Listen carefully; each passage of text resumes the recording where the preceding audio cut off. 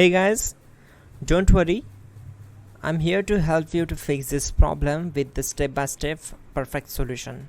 So let's begin. Now we need to click on advanced options, then click on troubleshoot.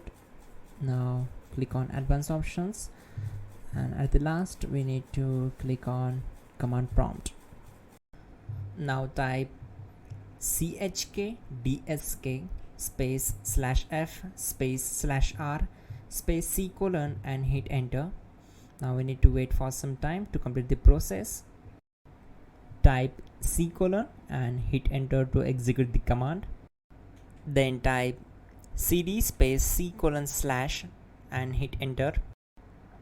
Type cd space windows and simply hit enter to execute the command. Now type cd space system32 and we need to execute this command. For that, simply hit enter. Type in cd space config and simply hit enter to execute the command. Now execute this command. Type md space backup and simply hit enter. Now type copy ** backup and simply hit enter to execute the command. Now type md backup1 and hit enter. Now execute this command carefully. Type in copy space ** space backup1, then simply hit enter to execute the command. Type in cd space regback and hit enter to execute the command. Now type dir and hit enter. Now type copy space ** space .. and hit enter. Then type all and hit enter to execute the command.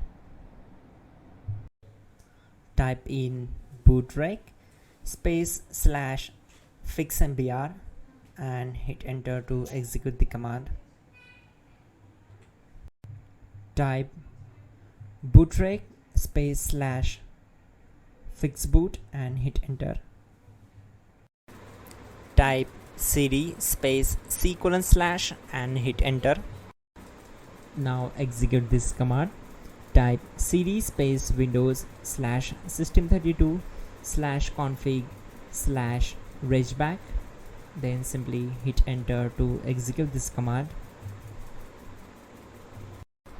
Now type this command bcdedit space / export space c : / bcd backup and hit enter. Now type cd space c : / and hit enter. Now type md space boot and hit enter. Type cd space boot and simply hit enter. Now type md space bcd and simply hit enter to execute this command.